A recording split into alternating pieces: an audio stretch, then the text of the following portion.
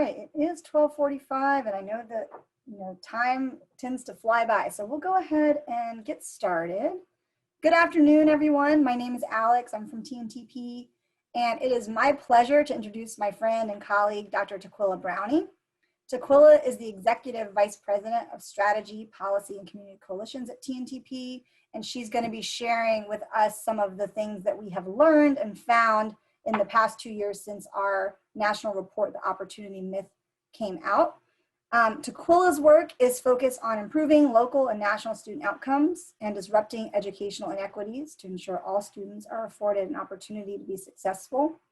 And she hails from Arkansas, and so she's passionate about interrupting intergenerational poverty and improving outcomes for all students, but has a particular heart for rural communities as a proud graduate of a rural Arkansas public school herself and a former school social worker. Tequila has a breadth and depth of experience on supporting students, families, and communities, as well as work with national policy issues. So she has lots of different experiences that she brings to this work. And I'm so excited for this opportunity to hear from Tequila about lessons learned from the Opportunity Myth. And Tequila, the floor is yours. So I will stop sharing my screen. It's all yours. Great, thank you so much, Alex. And thank you everyone for attending the session today. I'm really excited to be here with you and share with you, sort of give a very brief refresh about the Opportunity Myth for those that are not familiar with it, but then really dig into kind of what we've learned since we published the Opportunity Myth and share a little bit more from some of our district partners that have been actually engaging in the work as well.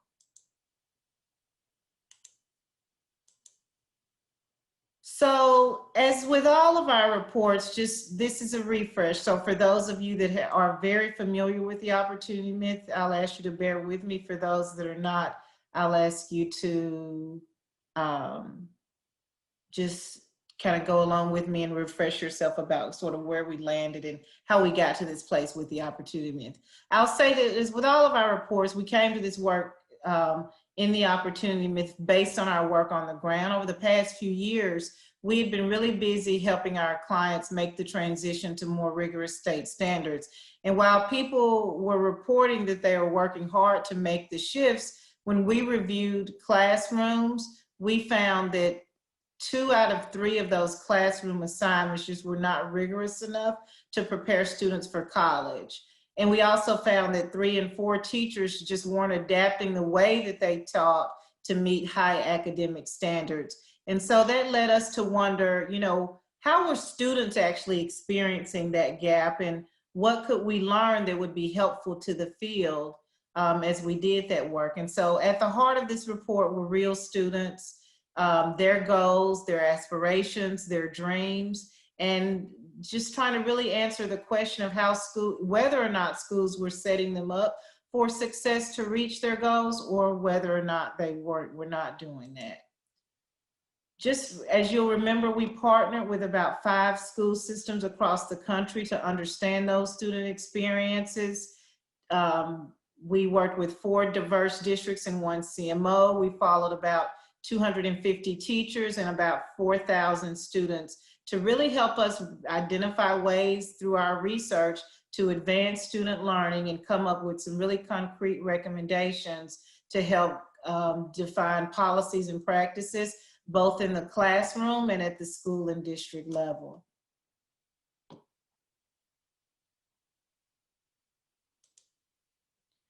For many of our students, when we ask ourselves that question of whether or not school is setting them up for success, for many of our students, the answer was no.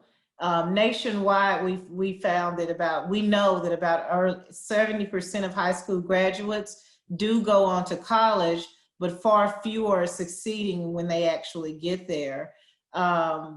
We found this is especially true for students of color. As you can see sort of in the chart, about 66% of African American students and 53% of Latinx students who enroll in college have to complete at least one remedial course. So that gives us an average of about 60% for Black and Brown students, and then compared to about 40% of all college students that have to take at least one remedial course.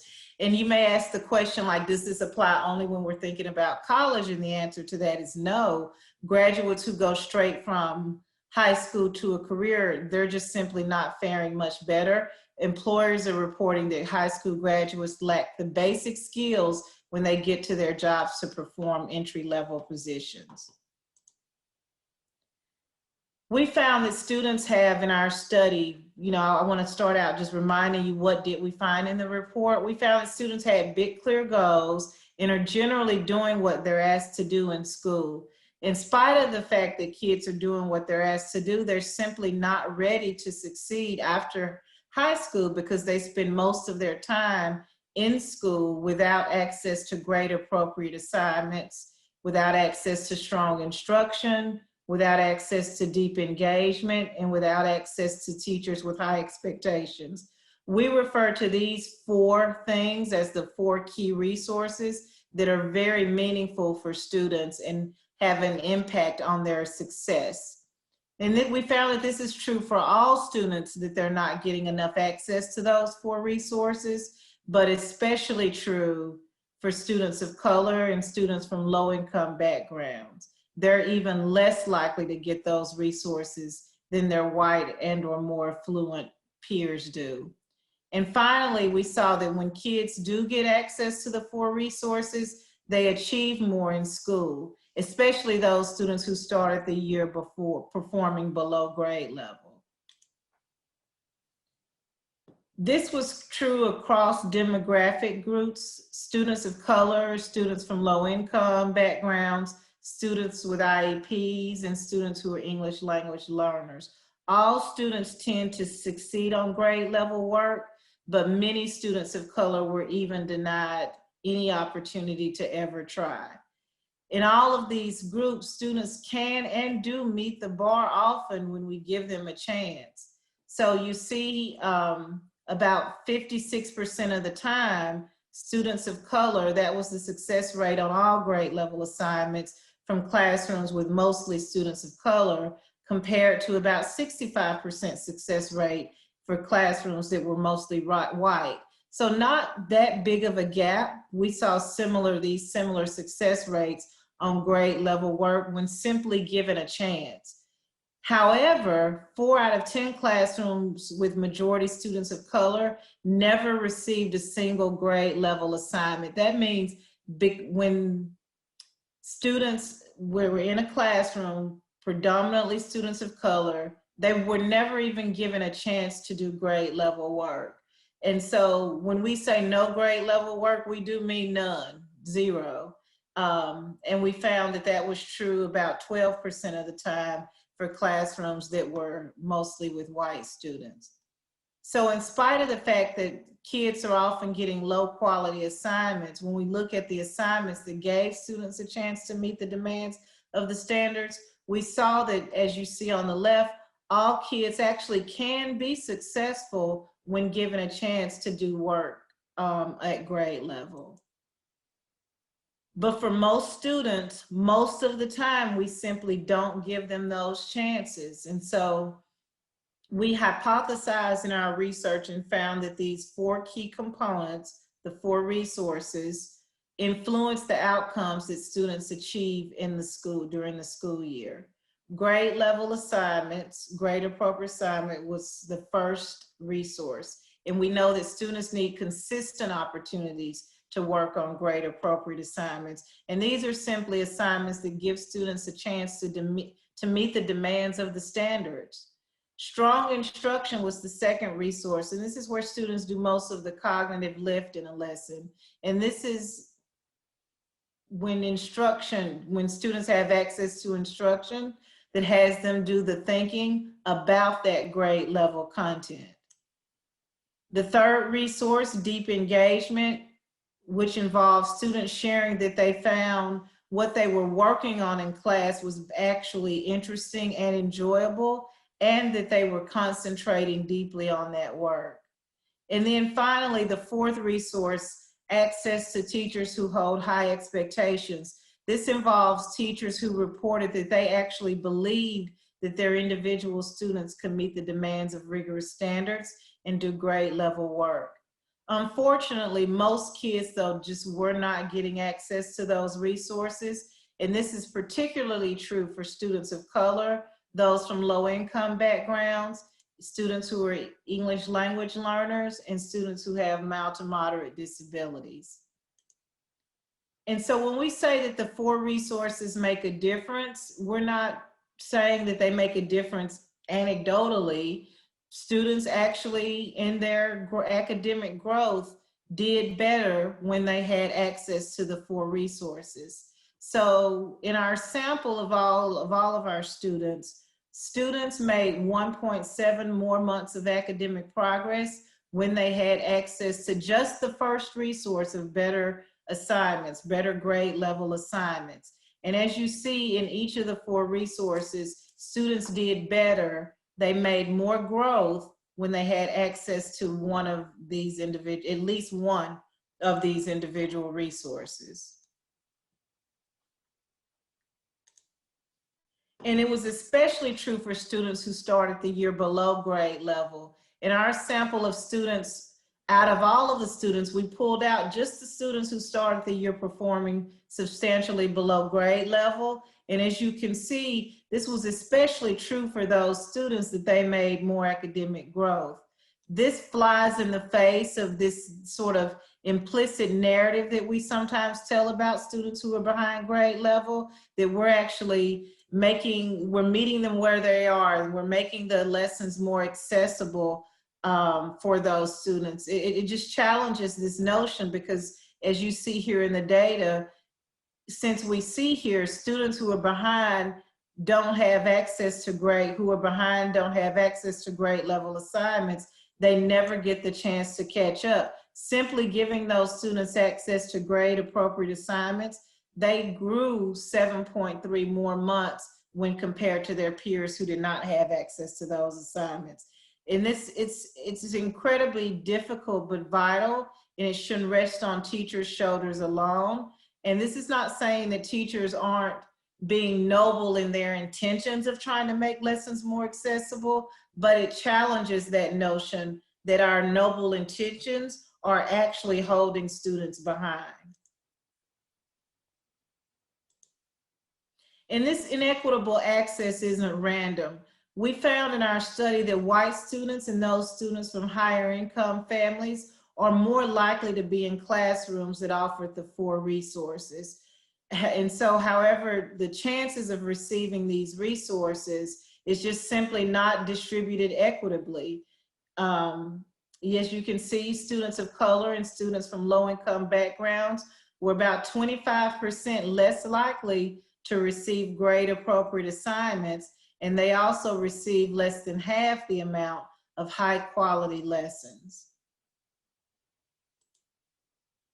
And even when we control for prior achievement, low-income students had fewer high-quality academic experience. We saw that students from low-income backgrounds still received lower quality assignments, even when they started at the same performance level as their higher income peers, as you can see by the line, blue representing students who were not receiving free and reduced lunch, and the clear line circles representing students who were on free and reduced lunch.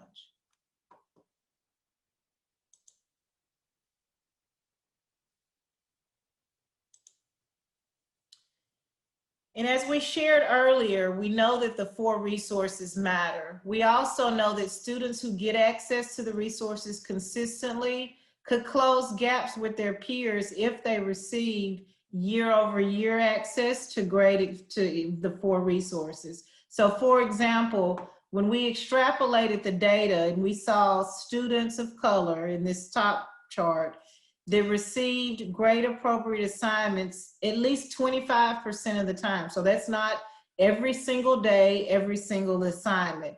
It literally is about 25% of the time.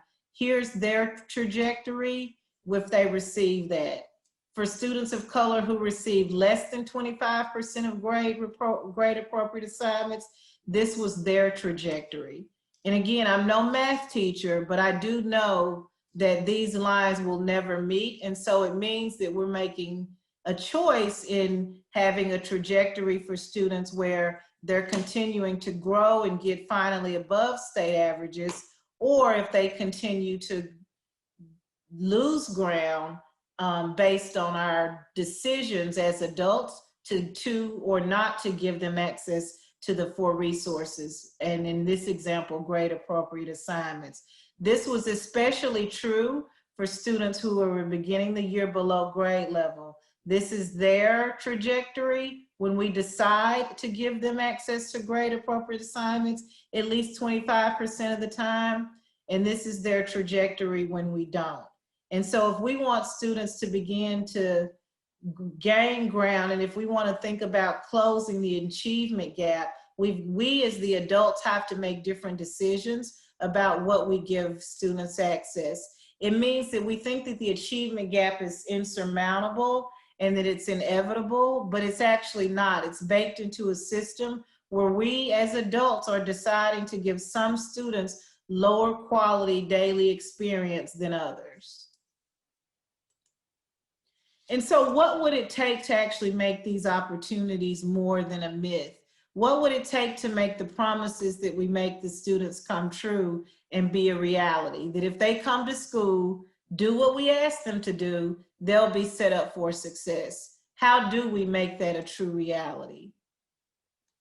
We aren't going to pretend that we have all the answers at TNTP, but we are calling on all adults whose choices affect students' experiences to make and to follow through on 2 big commitments. The first commitment is that every student should have access, regardless of their identity, their background, their socioeconomic status. They should have access to the 4 resources that we studied. That's grade appropriate assignments, strong instruction, deep engagement, and access to teachers with high expectations. They have to have access to these 4 resources every single day in every single class. And to make that true, that means adults in the system will have to investigate if it's happening and then report out on our progress. If you can't, without refute, meaning if you can't say with data and with evidence that your students have access to these 4 resources, then you have to assume that they don't. The only way we can prove that they have access is to actually measure and determine if they have that. The second commitment is that every student and family has to be an authentic partner in the learning, in the student experience for all of our students. They should have the opportunity to shape the experiences that students are having in school, and they should receive accurate feedback about whether or not their child is on track for those goals. I can't tell you the number of parents that I've spoken with who say, these are high school parents who say that, oh, my child has done great. They've done everything right. They were on the honor roll. They took advanced placement courses, and they get to high school and get ready for college. And as they're making the transition, parents find out that their child is in fact not set up for success. They're not ready for college. They're not ready for careers. And they end up, if they go to college, in remedial courses. And so to make that practice and that trend reverse, we have to make sure that adults in the system are continually seeking feedback about the partnership that we have with students and their families and being authentic partners in that process.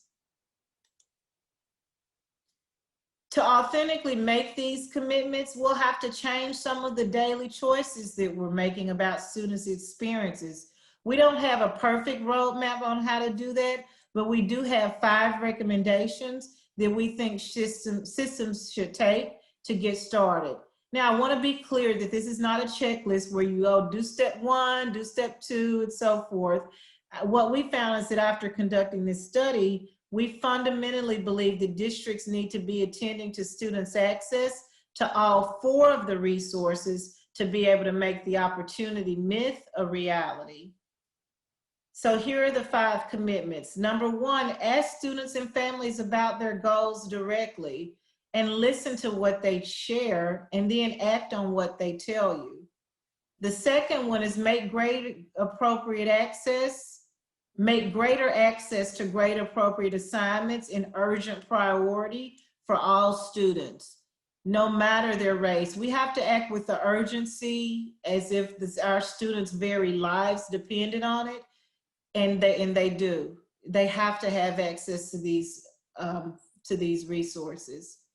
The third commitment and the third action is to give all students, especially those who are behind grade level, access to instruction that has them doing the thinking and doing the cognitive lift as they engage deeply with this more challenging material. The fourth one is to ensure that educators not only have high expectations for students, but are actually enacting those high expectations by seeing firsthand that students are capable of succeeding with more rigorous work. We've seen teachers through our own Good to Great program, we've seen teachers sort of have the light bulb turned on when they see that students, when you give them access to grade appropriate assignments, they actually can rise to the occasion and rise to that bar and come away having completed grade appropriate assignments. In our 5th major action, we're pushing districts and schools to conduct equity audits. Look at your policies and your practices around equity and make sure that you are enabling more equitable practices across the entirety of your system for all students. And looking at everything from the diversity of staff at all levels to which students you're enrolling in honors and advanced placement courses. These are things that give students greater access than others to key resources. Any area that you question whether or not students are equitably being given access, that's an area where you should really probe deeper and do a type of equity audit to make sure that the systems and the practices and policies that you have in place are not perpetuating the opportunity gap. I do want to say that on our website, alongside these recommendations, we have some customized action guides for stakeholders at each level of the system to give you a sense of some of the things that each person in your respective role should take into account as you think about closing the opportunity gap. Since the pandemic, and so I want to stop there with regard to sort of the refresh on the opportunity myth and now dig in more on, since the pandemic began, we've seen that these commitments and recommendations, they still apply, they still hold true, even in this difficult and new moment that we're facing as a country. As a matter of fact, they're even more important, I would say. One study, a recent study conducted by researchers at NWEA, predicted that students will experience a learning loss of about 50% in math as a result of the pandemic crisis. I mean, let that sink in for a moment. Think about your students and think about the learning gains that they typically see, and think about a 50% loss as a result of this crisis. Those same researchers estimate that students will lose about 30% of their reading learning on average. Left unchecked, this represents an academic setback that could derail the futures of students of generations who were previously on grade level, and it would be disastrous for students who are already behind grade level. And so we started talking, this pushed us as we thought about the opportunity myth and the lessons we learned. And as we thought about that alongside this moment we're in with the pandemic and sort of with everything going on in our country, and it led us to really push for this notion of accelerated learning versus remediation. Acceleration is really providing students just-in-time supports that will allow them to access their grade level content. And remediation is putting those students in grade level content in below grade level content to fill in all of their previous gaps. The typical approach to remediation, which is just providing work better suited for earlier grades, it won't come close to catching students up, and it'll actually likely compound the problem that we saw in the opportunity myth. We found, as I just talked to you about in the opportunity myth, we found that this practice of meeting students where they are, though it's well-intentioned, it practically guarantees that those students will lose more academic ground, and it reinforces that misguided belief that students can't do grade level work. The students who end up stuck in this vicious cycle are disproportionately the most vulnerable. They're students of color, they're students who are from low-income families, they're students who are English language learners, and they're students with special needs. And so in other words, doubling down on current strategies for catching students up is going to only widen the opportunity and the achievement gaps. Schools need to be ready now for a fundamentally different strategy for diagnosing lost learning and putting every student on a fast track back to grade level. And that means focusing on accelerated learning, a strategy which is designed to accelerate their exposure to grade appropriate work rather than delaying it. So we're gonna transition now and talk about two case studies. How are districts in Florida, how have they been upending the opportunity gap? We're going to have time for questions at the end, but I want to go ahead and spotlight these two reports, these two districts. The first district is Pasco County. And I know I have some of our team members from Pasco on the call, and we're going to allow them time to help as you guys have questions about some of their work to help speak on that. But Pasco has been really doing a lot of great work, really focused on upending the opportunity gap. At one of its middle schools, Pasco saw that the makeup of students that were being placed into the advanced math in 6th grade was not representative of the school's diverse student body. They noticed that white students were overrepresented while students of color were underrepresented. And so the leaders in Pasco decided to take a closer look at the process that they were using to identify students who were likely to be successful in advanced math classes. Their process initially relied primarily on teacher recommendations. And so they decided to implement a universal screening protocol as well as a second look process. And the universal screening process was a blind screening. That means they didn't look at students' ethnicity before they went through this process. And so they identified 14 students who were not recommended by a teacher, but who were placed in advanced math through this universal screening process. And of those 14 students, half of them, 7, were students of color. And so without that universal screening, those students would have missed the opportunity. Pasco leaders found that the classes were still not as proportionate as they would like, and decided to add another layer to their screening process, which was this second look. And they identified 15 additional students who were strong candidates and placed those students in advanced math, providing them with avid support as they needed. If they had not changed their process, there were lots of students of color would continue to be underrepresented in advanced math courses. Students of color made up more than half of the students identified through the new process, compared to just 34% of students identified by teacher recommendation alone. And by implementing this universal screening protocol and incorporating a second look approach that allows them to look at the whole student, advanced math classes are now more representative of the school's diverse student body. So more students have an opportunity to enroll in advanced math courses, whereas they would have been previously overlooked. And you see here sort of the overall student demographics, and then with the recommendation screening and second look, what the makeup of is for advanced math based on the new processes implemented by the leaders in Pasco. These efforts extended to their work in high school, and so now Pasco County has also dramatically increased advanced placement participation and performance.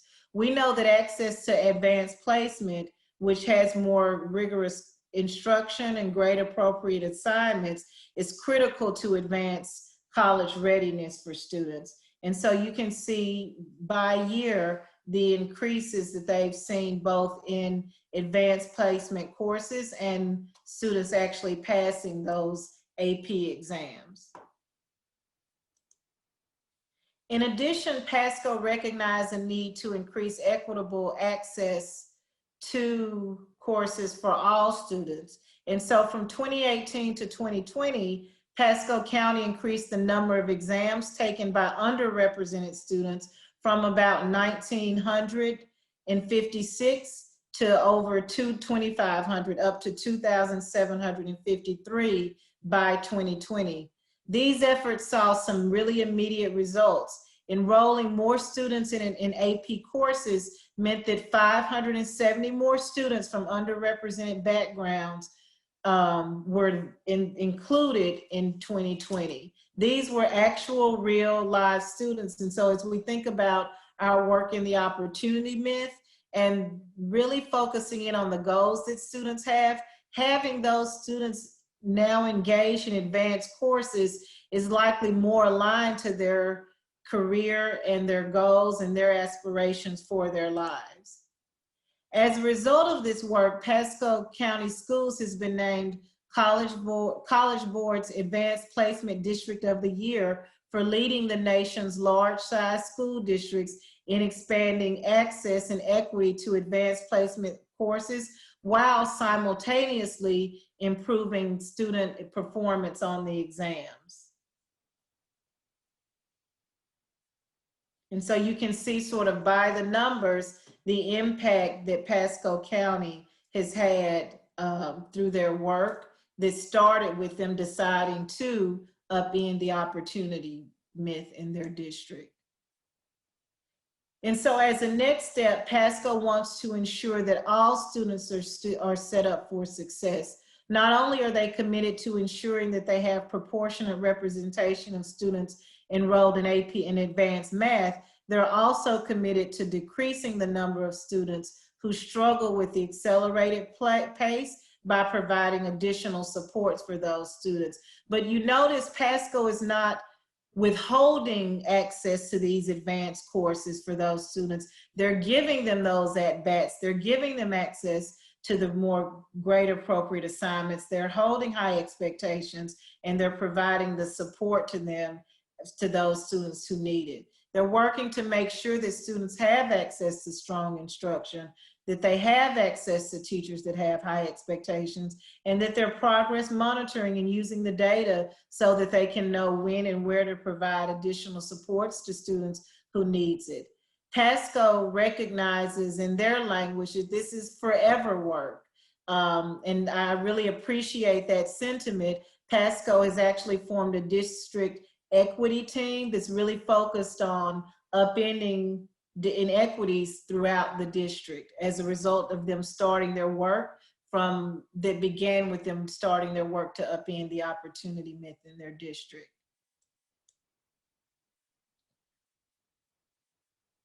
The second district that we want to spotlight is also Collier County in Florida. Collier County is a district disrupting teacher and leader expectations. After completing the academic diagnostics in 2019 and 2020, Collier County saw performance gaps in their district among underrepresented groups, and they also saw a need for increased conversations about diversity. They recognized that the teaching population didn't mirror the student population. And if you're familiar, I didn't go into much depth from the opportunity myth report, but if you're familiar with the report, you do know that that's one of the things that we found in the report, that when the teacher demographics matched the student demographics, there were higher expectations. And so that was also a factor, we believe, in helping to upend the opportunity gaps in the opportunity myth. This graph shows the distribution of Collier students and teachers by race. You can observe where there are differences between these two distributions. It's important to consider as we think about how different contexts, in this case schools, those around us impact how we see ourselves and how we see the world. I will note that there were teachers who declined to disclose their race, and so that's why you'll notice that the teacher doesn't add up to 100%. But if you extrapolate, we know that there are gaps between the student population demographics and the teacher population demographics. So as a result, Collier took on an ambitious task of emphasizing diversity, equity, and inclusion in a pandemic. And they recognized that it was important to start with leadership. And so following the incidents in our country regarding George Floyd, Collier County invited their cabinet leaders to participate in an identity and bias session led by TNTP.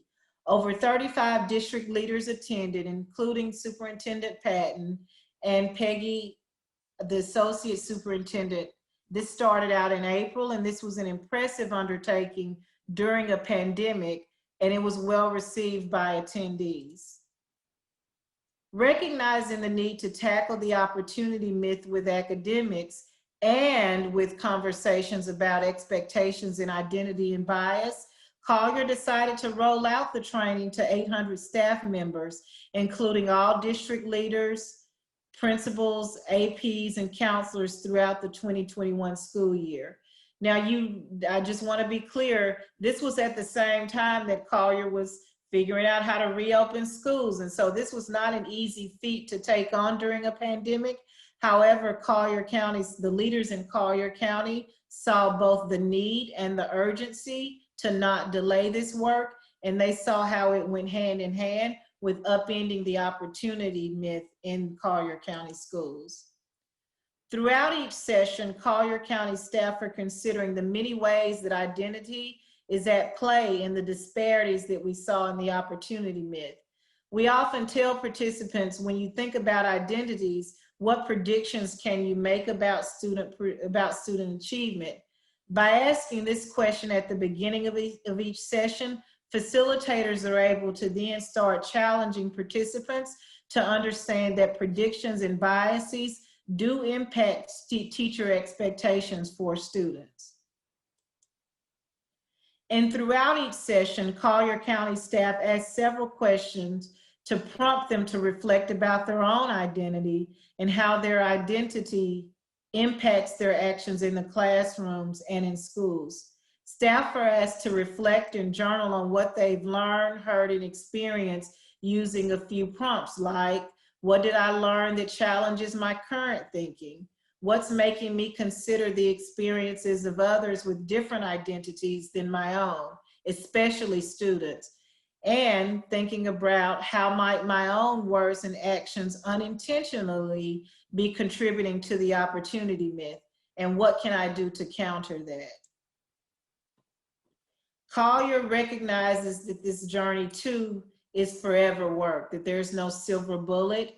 It's rooted in this assumption that if students feel it's because they didn't take the chance if students fail, it's because they didn't take the chance they've been offered.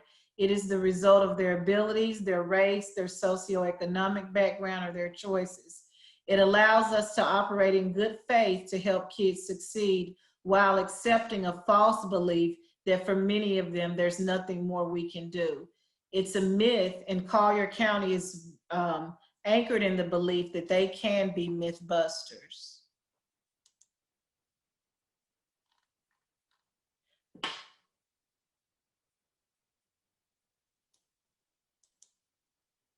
Thus far, the results from the trainings regarding identity and bias have been positive. However, this Collier County notes that this is just the tip of the iceberg. Over the next few years, Collier will continue to ensure that identity, equity, and bias lay the groundwork for all of their work in their strategic plan. While we shift to questions, I want to make sure that folks have the opportunity to stay connected with us and to learn more about how to upend the opportunity myth. You have your cell phone. If you could text the word commit to 797979, you'll be able to stay connected with us in the work and learn more as we journey in this forever work about how to upend the opportunity myth. I want to open up Alex now. I think we do have time for just a few questions. So I'll open up Alex for you to help with that, please. Yes, thank you so much, Tequila. And I know we only have a few moments left in the session, but there were some really great questions that came in through the chat and from the Whova Q&A. So very quickly, to what do you most attribute the pattern of not providing students access to grade level assignments? Yeah, it's a great question. And so we've tried to understand that we actually did focus groups with teachers about why are you not. We found in our work from our conversations with teachers, and we have a few hypotheses that it's everything from districts not adopting rigorous materials. And so teachers don't have access to rigorous materials, or even when districts adopt rigorous materials, teachers aren't using them because in some cases they don't really know how to implement that curriculum. We know that there's also some teachers who've expressed that if they go easy on students, it makes their job easier. Students will go easy on them. We also know that there is some implicit bias at play as well. And so I can't pinpoint one specific thing, but we do know that one of the first steps that districts can take is to ensure that teachers have access to high quality instructional materials and that they then equip those teachers to implement those materials with fidelity. And so we've started a lot of work doing that with districts. Thank you, Tequila. Got kind of a resource question here from the Q&A. School leaders, particularly at secondary schools, must monitor rigor. What are some helpful tools and resources that folks can use for that? Yeah, so if you go on our website, we actually at tntp.org and you go to the opportunity myth, we actually published our student experience toolkit where we talk about how we can make sure the 4 resources, what we did to measure that and make sure they were in play for students. One of the things that we used from SAP, from Student Achievement Partners, was the instructional practice guide. We actually help districts implement that. And so that's one of the tools we use, as well as surveys and as well as observing student work. I can't emphasize enough the importance of looking at student work to really understand the experiences that students are having in schools and what they're learning. We have time for maybe 1 or 2 more. The next one, Tequila, is Dr. Kendi spoke this morning about how abolitionist teachers were viewed by some as too political, and that anti-racist teaching was considered anti-American. Similarly, we have seen more recent examples where educators, for instance, have tried to discuss the Black Lives Matter movement in their classrooms and have been criticized for bringing politics into the classroom. How do we navigate the narrative that a focus on equity is political? That's a really great question. And I actually had the opportunity to sit in on Dr. Kendi's session. He's much more versed and able to answer this question. But I think what I would say is we think about civic education as we think about helping students understand the context of our country. We've always had students look at current events, right? And we've always made sure that students are versed in the world around them as Americans. I think one of the important things to navigate during this period is to not project our own political aspirations and political interests on students, but to expose them to the world around them, expose them to information, and to make sure at the same time that we are engaging in culturally responsive teaching, as we heard from Dr. Hammond on yesterday.